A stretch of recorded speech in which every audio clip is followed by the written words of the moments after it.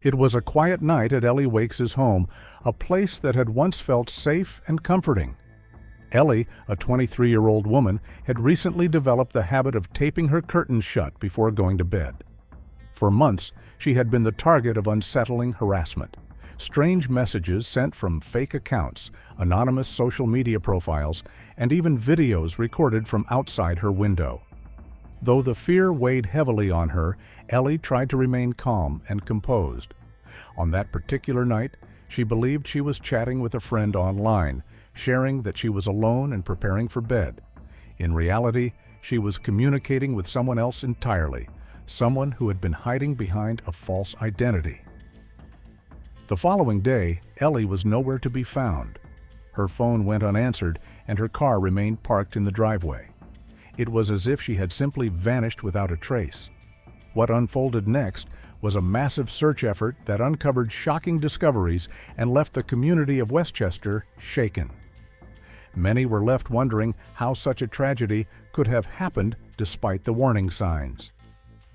Ellie Weik, known to her friends and family as Ellie, had moved to Westchester years earlier from Minneapolis, Minnesota. She lived independently with her pet gecko, Gail, and was known for her vibrant creativity and love of life. Ellie's days were filled with crafting, scrapbooking, writing, designing jewelry, and attending dance classes. The outdoors had always been her sanctuary.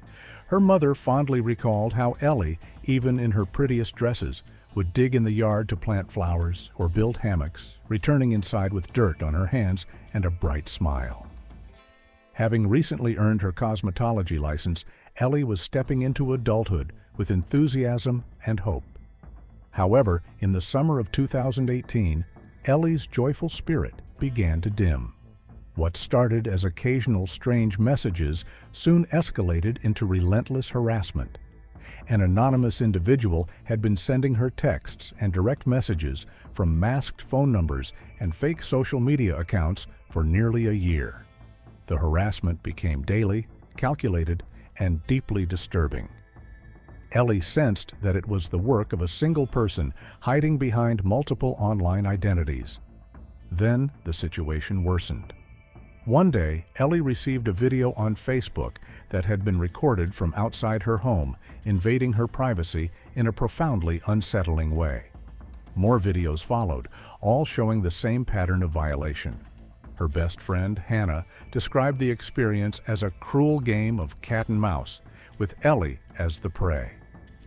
Feeling increasingly unsafe, Ellie reported the incidents to the police, providing several usernames and phone numbers, including one linked to the name Michael. The officers asked if the name meant anything to her, and Ellie recalled an ex-boyfriend named Michael, but was unsure if it was the same person. Following police advice, she reluctantly began self-defense classes with her mother and stopped going out at night. Despite these efforts, the harassment continued unabated. The messages kept coming, and the accounts kept changing. The police struggled to trace the source because the numbers were masked using digital services and random area codes. Ellie's mother contacted the police again, requesting increased patrols near their home. Officers did return, but reportedly spent only a brief amount of time in the area. Ellie became too afraid to be alone, and friends took turns staying over. But the fear persisted. The stalker had already demonstrated the ability to approach her window, filming and watching, violating her sense of safety. In a text message to a friend, Ellie admitted she didn't feel safe and was struggling to maintain her peace of mind. Then came a breakthrough. During a conversation with a friend, Ellie received a message from a new Snapchat account under the name Michael Strauss. Suddenly, everything clicked. Michael Strauss was her ex-boyfriend, someone she had dated when she was 17. Their relationship had ended badly, and now it seemed he had returned, not as a partner, but as a threat. Ellie immediately informed the police. On July 28th, Ellie was texting someone she believed was a friend named Nate. They had talked many times and planned to meet. Nate wrote that he wouldn't bring his phone and asked if it was okay to just knock. However, Ellie must have changed her mind and decided to stay home. When Nate asked about the creepy messages, Ellie responded dismissively, saying no one was creepy to her. She was alone that night. What Ellie didn't realize was that this wasn't Nate, but another fake account. Michael Strauss now knew she was alone in the house. By August 1st, Ellie stopped answering calls and texts. Her mother, growing increasingly worried, reported her missing. There was no doubt in anyone's mind that her disappearance was connected to the harassment. Ellie's car was still outside, her phone showed no new activity, and her bank account remained untouched. Every sign pointed to something terrible. Questions arose about whether the police had analyzed Ellie's phone data before she vanished and if they could have traced the person tormenting her. Westchester police declined to comment. In the weeks following Ellie's disappearance, investigators continued gathering evidence, but the case was classified as telecommunication harassment rather than stalking, a misclassification that would have serious consequences. One of the phone numbers associated with the fake Nate account had a 213 area code and was purchased through a website known for selling temporary phone lines. There was no user data attached to it, no activity after the night Ellie went missing, and no link to another device. Still, detectives persisted. 2 weeks into the investigation, they retrieved more information from the site, including a username, sign-up date, last login timestamp, and an email address belonging to Michael Strauss. Michael's criminal record spanned a decade and included charges such as burglary, drug possession, identity fraud, and public indecency. A 2015 indecency charge had led to a court-ordered mental health evaluation and a year-long treatment plan. Even while Ellie was alive and seeking help, Michael had begun targeting other women. Just 53 minutes after the final message sent to Ellie using the 213 number, Michael created a new account through the same website, showing a disturbing pattern of behavior.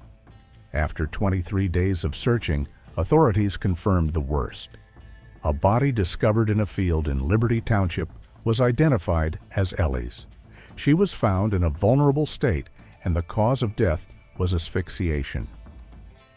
The field where her body was found was within walking distance of Michael Strauss's home. In the early hours of the following morning, Westchester police arrested 29-year-old Michael Strauss. A tip had led investigators to the field. They canvassed the area with drones, helicopters, and officers on foot. The evidence they uncovered confirmed their worst suspicions. Michael was held on a $4 million bond as police conducted a full search of his home and digital footprint. Investigators uncovered a disturbing history of internet searches, including queries about missing persons, prison survival, and predatory topics. They also found dozens of videos Michael had taken of women jogging, sometimes following them in his car or lurking near parks. When questioned, Michael admitted to filming women he found attractive in public spaces. More damning was a screenshot on his phone showing the exact field where Ellie's body was found. Michael claimed it was research for a script he was writing, but investigators were unconvinced. At his home, police found Ellie's driver's license, a lock of her hair, and her pink necklace, kept as a disturbing keepsake inside a metal tin he described as a tribute. When confronted, Michael claimed Ellie had consented to participate in a video shoot that ended tragically. He said he panicked and deleted the footage, but no evidence of any such video was found. Handcuffs were still attached to a bed frame in his basement. The evidence told a clear story. Ellie had been lured, abducted, and killed. Michael Anthony Strauss was formally charged with Ellie's murder. As the case developed, it became clear that the justice system had missed multiple opportunities to intervene and protect Ellie. Despite her efforts to report the harassment and seek help, the system failed her. With Michael in custody, the investigation moved into its final stages. Multiple agencies, including the FBI, assisted in tracing digital evidence. Michael was indicted on 9 charges, including aggravated murder, tampering with evidence, stalking, petty theft, and abuse of a corpse. Ellie's funeral was not a day of mourning in the traditional sense. Her family and friends celebrated her life by wearing her favorite tie-dye clothing, contributing to a scrapbook in her honor, playing music, and planting flowers and trees. A memorial event followed, where over 100 people gathered to release balloons as a symbolic gesture of releasing pain, fear, anger, and sorrow. Friends remembered Ellie's vibrant personality, her unique style, and the joy she brought to those around her. She was described as love, music, laughter, and pure light. Ellie had touched everyone she met, and the community wanted her to be remembered for how she lived, not how she died. Behind the scenes, the courtroom prepared for trial. Over 800 pages of evidence were submitted. Michael's defense team introduced a controversial argument, requesting access to Ellie's medical records and therapy notes, suggesting her mental health might have contributed to her death. The prosecution quickly dismissed this claim, emphasizing that the case focused on Michael's actions, his pattern of stalking, deception, abduction, and murder. Ellie's personal struggles were not relevant to the facts or evidence. Ultimately, Michael Anthony Strauss pled guilty to Ellie's murder. While this brought some relief, it did not erase the pain or provide full closure. As part of a plea agreement, 6 of the original charges were dismissed, reducing his sentence. At sentencing, Michael expressed regret, but did not ask for forgiveness. Ellie's father stated he was unsure if he could ever forgive. Michael's mother offered condolences and asked the judge to impose the maximum penalty. The judge sentenced Michael to 15 years to life for aggravated murder, with additional consecutive sentences for other charges. He will be eligible for parole in 2036. The motive behind the murder was never fully established, but prosecutors described it as a planned and disturbing act. Investigators emphasized that Ellie had taken all appropriate steps to protect herself, but the system failed to prevent the tragedy. An internal review of the Westchester Police Department led to disciplinary action against an officer who mishandled Ellie's initial report, failing to document critical information and evidence. This lack of urgency may have contributed to the outcome. Newly released court documents revealed that Michael allegedly told a fellow inmate that Ellie was not his first victim, claiming to have killed another woman named Shell. Authorities were unable to confirm this confession. There were also suspicions about Michael's involvement in other attacks, including an assault on a female jogger earlier that year. Police recovered numerous videos of Michael filming women jogging, suggesting a possible pattern of predatory behavior. The full extent of his actions remains unknown. In the United States, millions experience stalking each year, often preceding more serious violence. Ellie's story is a tragic example of the consequences when warnings go unheeded and protective systems fail. Despite reporting her stalker and providing evidence, Ellie was ultimately left unprotected. Her death has had a lasting impact on her family, friends, and community. A rainbow appeared in the field where she was found, a symbol her family cherishes.